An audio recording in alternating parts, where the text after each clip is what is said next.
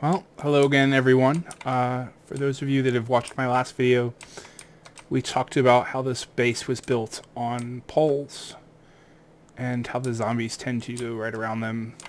Anyway, if you want information on that, of course, go ahead and watch that video. But today, we're going to show you our next project, and I've spent a considerable amount of time on this. This base is completely untested, so I don't actually know if it's going to work well or not. But it does look really cool. And this is our floating fortress.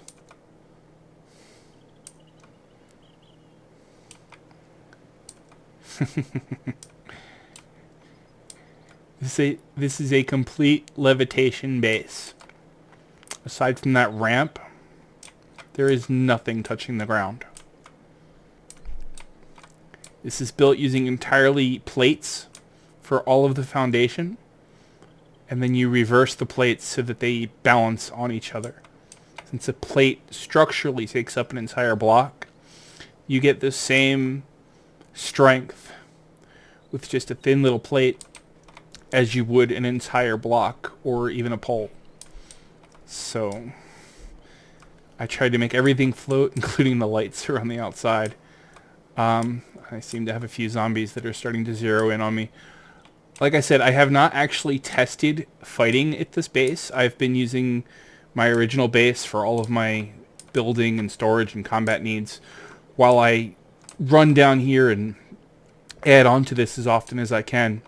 So today's going to be the first time we actually see some zombies going down into this thing and see what happens. I'm going to park right here while it's still daytime. Tonight is a blood moon, so if you want to stick around, I'll be recording all through the blood moon. See how effective this whole thing is. I just thought the cross on top in a game where you're killing zombies was just, you know, a nice shiny touch. It's kind of a heaven up top and a hell down below. Oh, I'm going to let myself get hit here. That's not good. With our flaming pit down here. Now I am going to add some more wooden spikes for Blood Moon tonight, but this is the basic version of it. See how the zombies just wander down into here? That's the idea. I mean, they walk right between this. They end up down here, and if they try to get out, surrounded by spikes. If they wander over some of these pits, there's some spikes. And we'll put up some... I think I have them on me. Yep. We'll put up some more wooden spikes for Blood Moon tonight.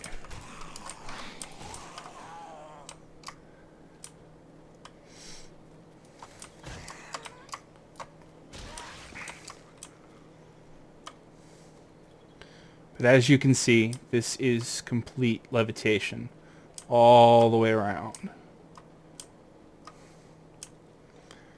The ramp, that obviously does touch the ground, but it doesn't touch the base. This is air gapped. We've talked about that before. Structurally, if you can see this, these are two plates as well. Structurally, these actually touch, but the zombies will still fall through this. I like to imagine it's magnetic levitation. I know that sounds silly, but it looks cool, and we're going to see how well this works with a horde coming. But let's see. I'll show you the upstairs real quick. Both these sides are identical. Just wanted to make it look cool. And of course, there's some functionality to that, hopefully. The idea is the zombies from any of these other sides will fall into the pit. If the zombies come from this direction, they'll come up this ramp and they'll either come right at you and fall anyway, or if they do decide to beat on these doors, you'll have nice straight shots for headshots just to kill them. But they pretty much shouldn't be able to get to you. We'll see if that happens. The normal entrances are right here. These are poles turned sideways. You actually can't walk through these accidentally. It's a flat on the bottom. This is directly on top of it structurally. There is no gap here. It's a visible gap because of the way that they're turned. You can squeeze through these if you crouch, if you want to. This is kind of a quick way out right here if you feel like it. But it's really only, it's also a quick way up if you want to do this little jump. But The normal way would be this way. And then straight in through here. This is your combat platform. Very similar concept to the previous one that I did. You can shoot down through these trusses. I'll show you a quick upstairs. Upstairs. We've got some growth platforms out here on the corners. They're all the way, well, on each of the 4 corners. I didn't go the entire sides. I like the way this looked better. You could actually cover more of this roof with planting as well if you really wanted to. Oops. But for the most part, this is more than enough planting space. You can do trees in the corners of these as well. It just needs a 4 space gap. So if you do a 5x5, you can put 4 trees in the corners and whatever you want in the middle. Since we're up here, get a closer look at this cross. Plate, blocks, and then of course the pyramids on the sides and the top. The spotlights give it a nice shine. And we'll go inside real quick. Instead of the plates with the glass sticking out like I did the other one, these are full block walls, so the glass sits in it a little nicer. The sign, you can buy that from Trader Joel's occasionally.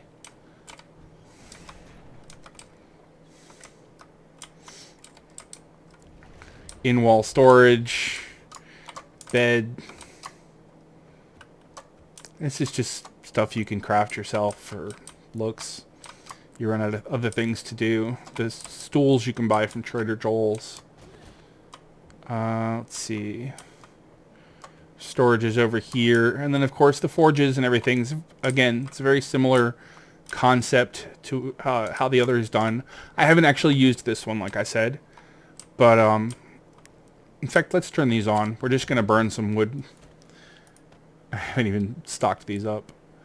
But we're just going to turn these on and attract some screamers. And we'll see how that goes. I just want to see how the hordes work with a completely levitating base. So that's enough to burn all 4 of those. Let's do the chemistry station too. Everything can burn for like 50 minutes. In-game we're at 16, so 6 in-game hours till 2200 is Blood Moon tonight. While those are burning, one last look around because we might not have time to come back up here. My equipment's already... I've got a bunch of junk in my inventory, but whatever. See, these aren't... I've stocked nothing in this base at all. This is all brand new. I just finished this like last night. And haven't even started moving my loot from the other base yet. While we're waiting to see if that attracts some screamers, I'm going to start putting up the spikes down there. Let me stick the bike under here. Just seems like a nice place to park it. Not that the zombies actually do anything to the bike anyway. Oop. I'm silly. I was going to put the spikes down here and I'm going back upstairs. Alright.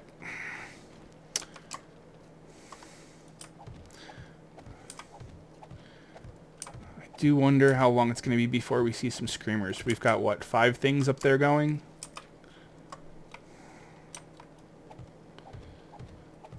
Two forges, 2 cook pits, 2 campfires rather, and the chemistry station.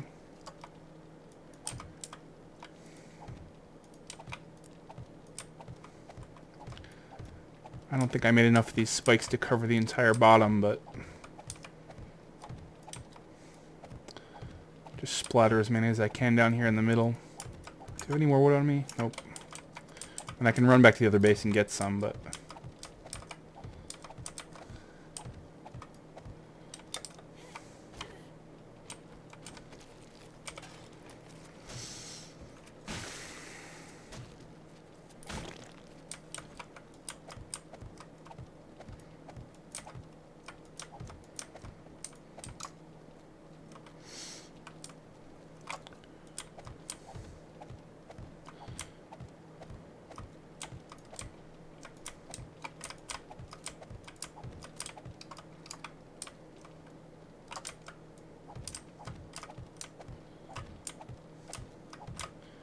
Size-wise, I know the last base I did was 15 by 15. This one, I think this one I went 25 by 25.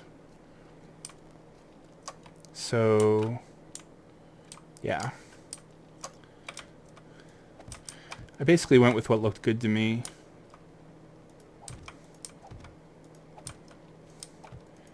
And what I had the resources to build at the time.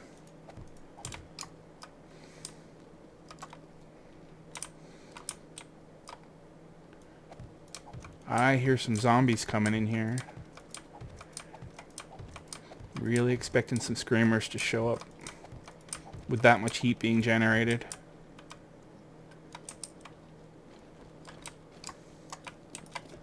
Well, he's not a screamer, but he does want to die, so I will oblige him.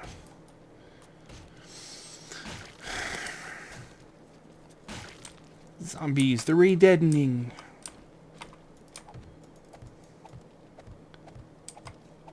Of course, our last base we named the Re-Education Center, teaching zombies to stay dead again. Haven't decided on a name for this one yet.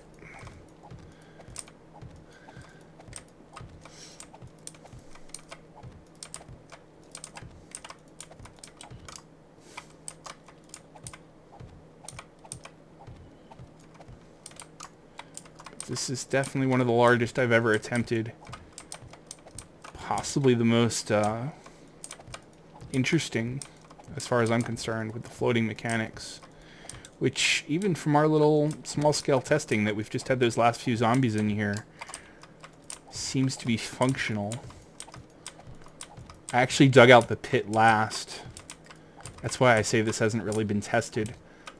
I flattened what was here. This was actually a house in this position originally.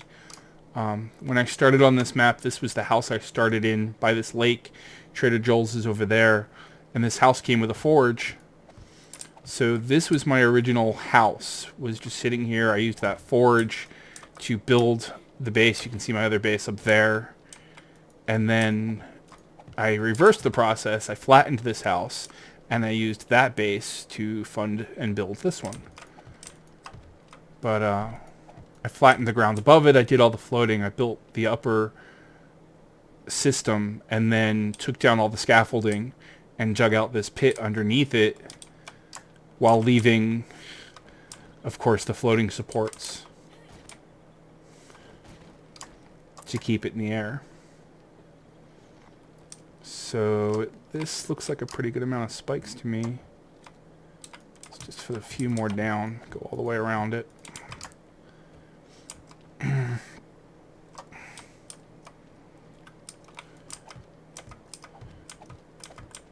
Almost 1900, just a couple more in-game hours.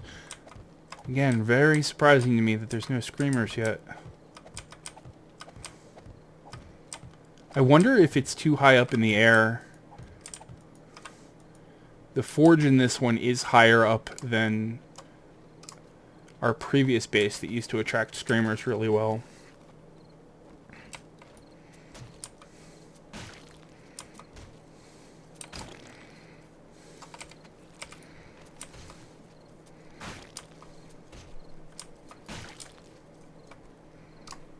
You know me, I like my stash boxes, so I don't have to run all the way upstairs to put things away. Keep this on me for the moment. This is extra.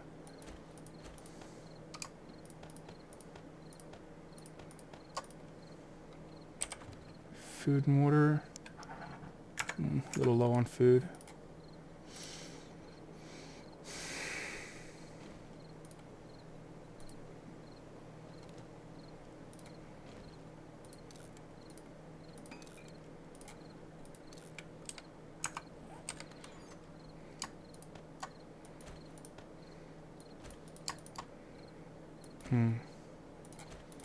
Let's drop these burning barrels somewhere, just for fun.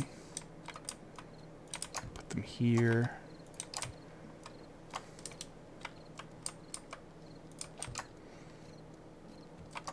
These will probably be in the way. The zombies will chew them up, but we'll see. They're easy enough to make. Come on, zombies. Let's just do a quick... Are we ready? Got weapons, we've got ammo. I hear zombies, hey. Oh, fuck, they're dogs. No, no, no, no, no. Oh, I hate you. Bad puppy. Load the gun.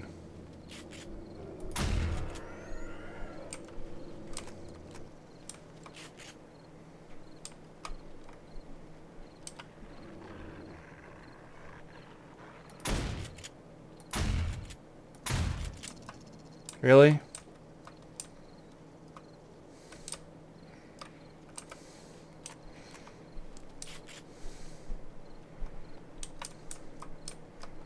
I don't like that they're getting caught underneath that ramp so much.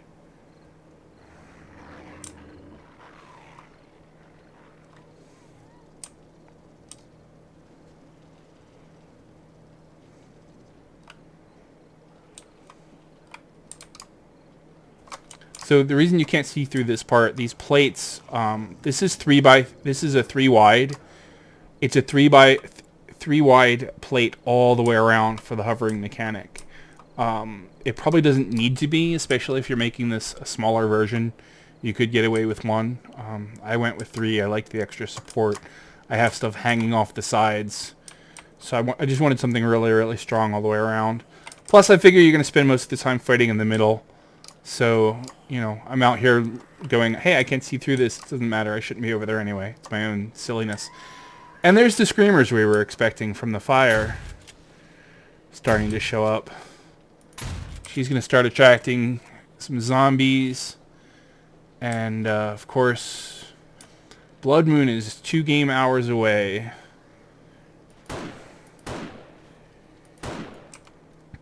What's our zombie count to begin with? We're at 2,743. Let's see how many we are at the end of Blood Moon.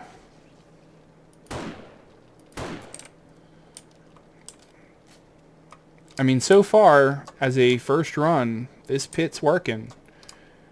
The zombies don't have anything to hit. They're just going to walk between those plates. Fall right into the pit. I mean, this size might seem a little unwieldy to you. And like I said, you're free to adapt this and make it smaller and cooler looking than I can. But, you know, as an actual, hey, does it function? So far, so good. And I'm undetected. That seems to be just a tiny little bit that was attracted by her.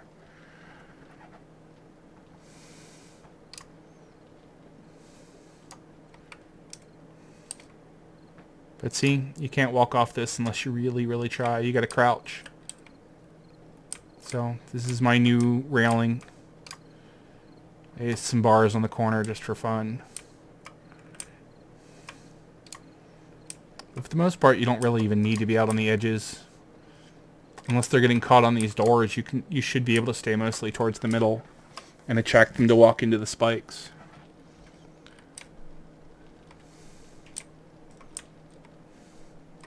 I mean, I still hear the fires up there crackling. I'm pretty sure I put enough in there for an hour or so.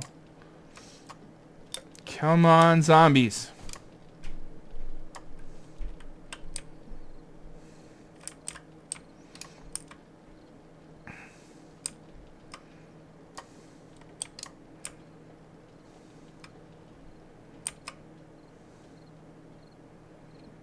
I could have been up here harvesting fruits and vegetables and blueberries.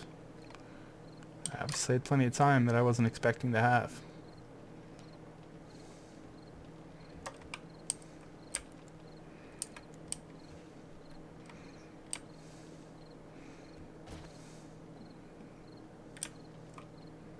Wonder if I should leave my face light on, my mining helmet. I guess I can. I mean, there's pretty much enough light down here anyway. I've got lights in the corners, I've got lights around, I've got lights at the top. And of course the base is all full of fire, fire. And it's Blood Moon, here come the zombies.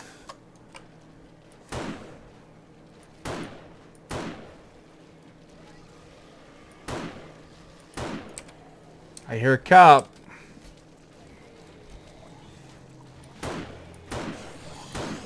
Quit spitting on my stuff, buddy.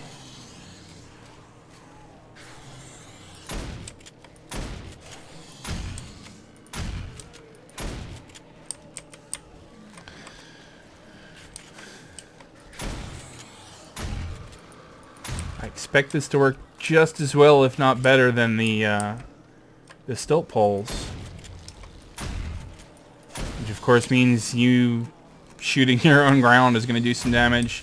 If you let the cops blow up, there's your damage. But other than that, you know, they're going to smack up some spikes and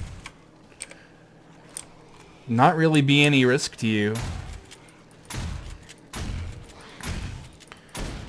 Just a point of interest, I know some people have commented about how you don't need a big pit. Something that you do see is if the zombies die on top of each other, the bodies disappear.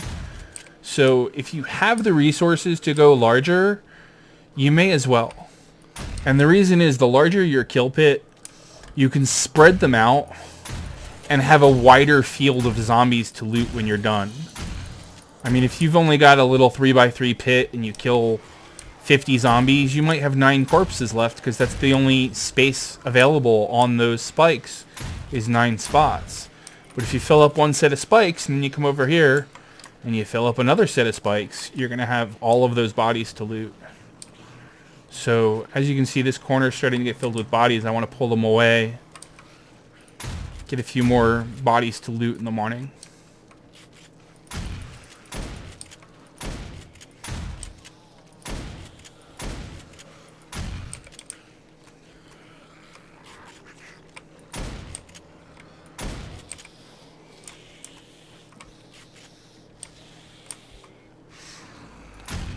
Something else to keep in mind with these plate on plate, try not to kill them in between the plates. You won't get any body at all.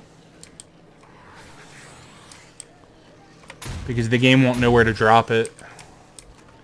It tries to put it on top of a block, and since those are plates are essentially invisible blocks, it has nowhere to put the body.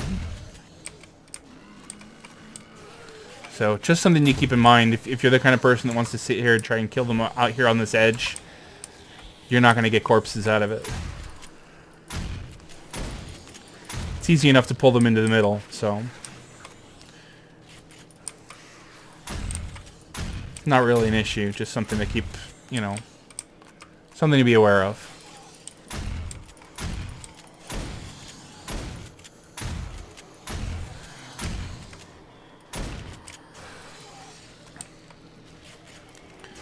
This little angled setup I did where they go into the angles between these spikes, that may not have been a good idea. I see them getting stuck down in there.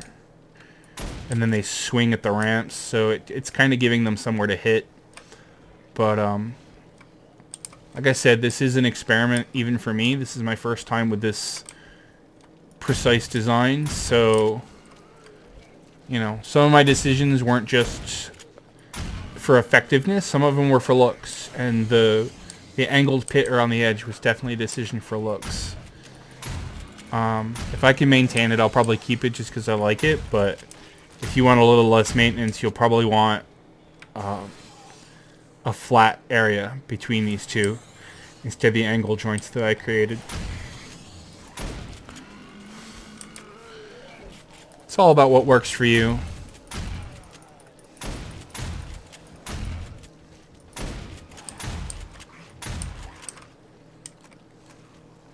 I seem to be a little more laggy than I usually am.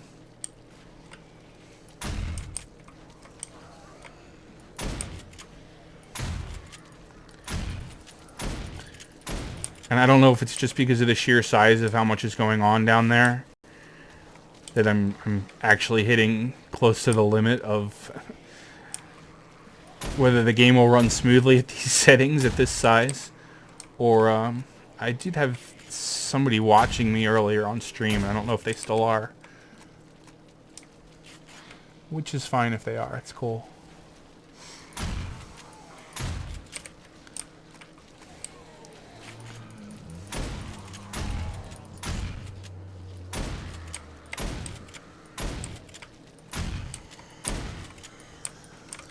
So yeah, both sets of these, all these spikes up front are now full. We're going to move back a little more, try and leave some bodies back here. The more you spread them out, the more bodies you'll have to loot in the morning instead of them dying on top of each other and popping.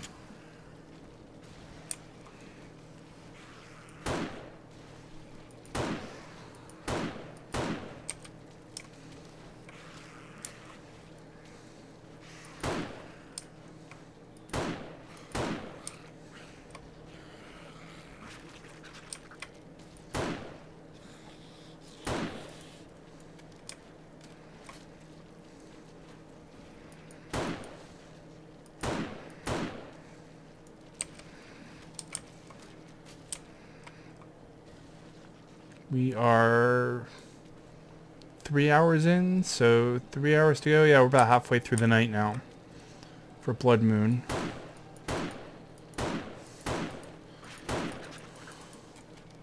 Getting a decent amount of kills.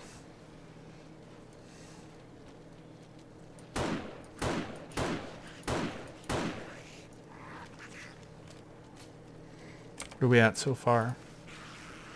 2,750.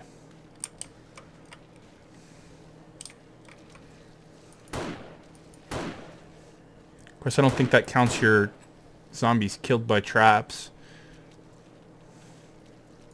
Does it? You know, I've never actually looked at that. Let's watch one die. What am I at right at this second?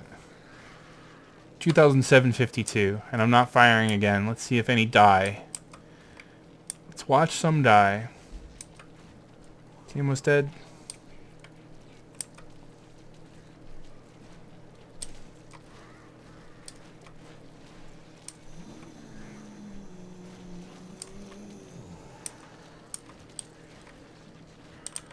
It looks like a couple of them died. Nope, I didn't think so. You gotta actually shoot them if you want the kill counter. I know when you run them over, you get the counter. If you take the mini bike and run them down, you do get the count. So that's always fun. I like running over zombies. Especially the dogs. Oh my god. It is so satisfying driving down the town streets. Go over to Deersville. Those damn dogs come out and just run them down. Hate them so much.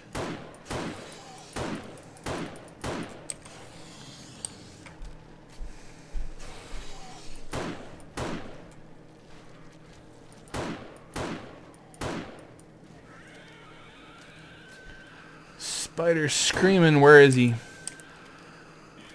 Ha! Level 200. Nice.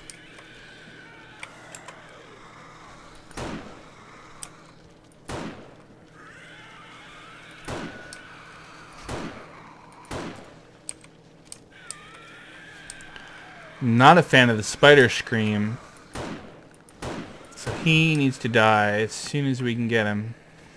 He's actually hiding under a floating corpse down there, making him hard to shoot. There we go. He shut up. Bullet to the face will usually do... Oh, there's another one. As soon as I open my big mouth.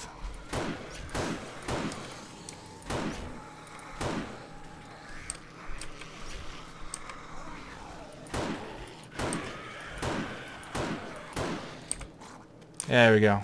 Another bullet to the face. And the cop's blowing up. Look at that damage to my base. To the flooring. All from the cops exploding.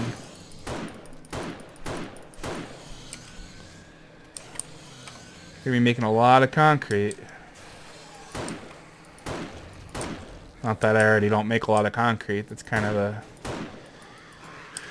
wake up and make the concrete kind of thing. They took out a barrel. Interesting.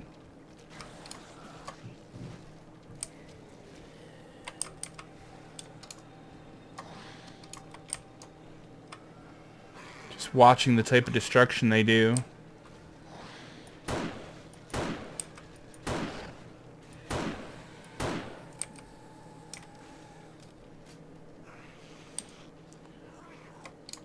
I don't see any damage to the structural support. I mean, this floor could all go away and it wouldn't matter. What matters is these plates on the outside, which I'm not expecting them to hit, so...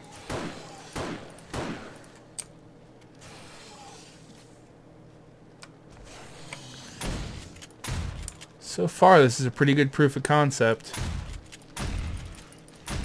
Die, Feral, die! He's gonna jump around like a maniac, isn't he? Not a very effective maniac, but he's got some effort going.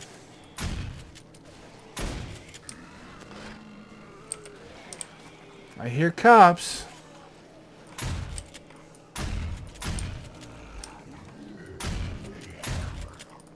Quit blowing up my base, you fat pig.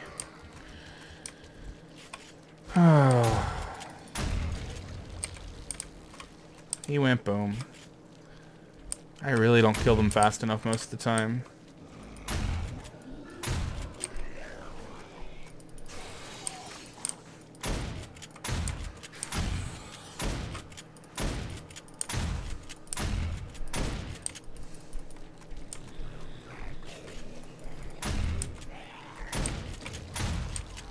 Arrgh.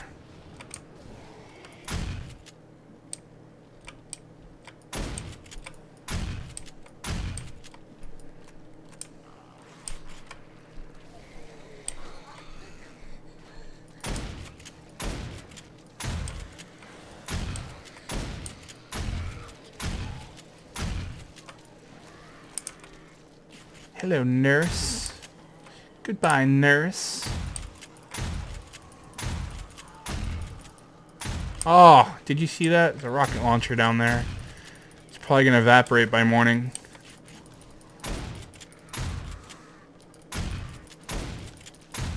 Just a few more in-game minutes and I can run down there and try and get it before it goes poof.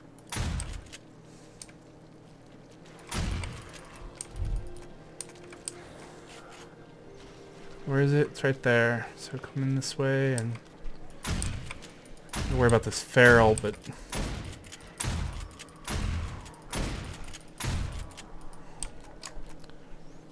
Alright.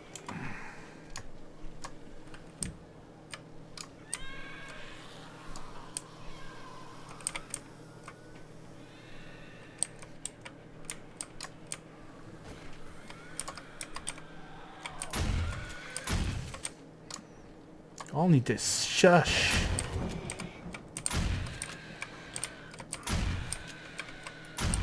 Quit screaming at me.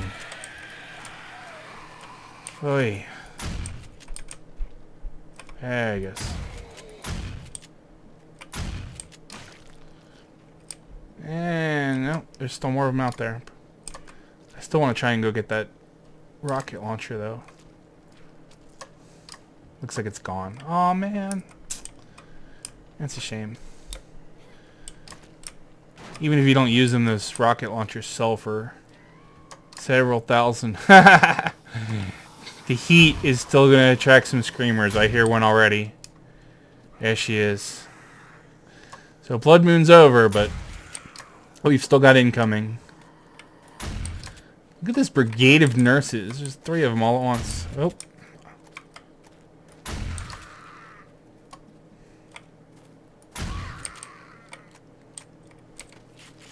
Plague nurse.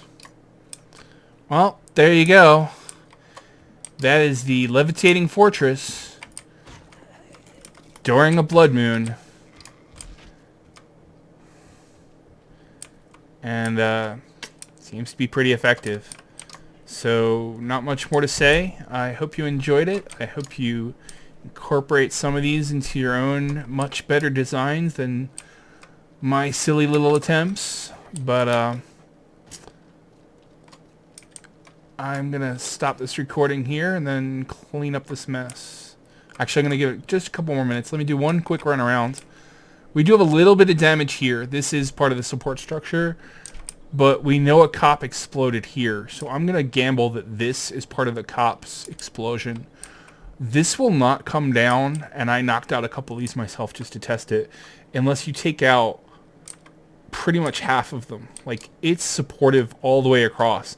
Unlike the poles, which have the corners and the sides, this goes, any one of these rows can support the majority of itself all the way across from side to side. So even though it's this big, this has so many more supports than even the other one did. But let's see, let's finish our rounds. Yeah, it looks like the only damage done to the supports at all is where that cop blew up. These are also visibly disconnected, but they're supported connected. Anyway, it's good enough for now. You see the tidal wave of destruction. What's our count at now? 2,783 is what I got credit for. I'm sure the spikes killed a lot more than that. Oh, and I'm killing myself on the spikes. They're still effective. So, thank you and good night. I'm going to clean up this mess and see you in the next video.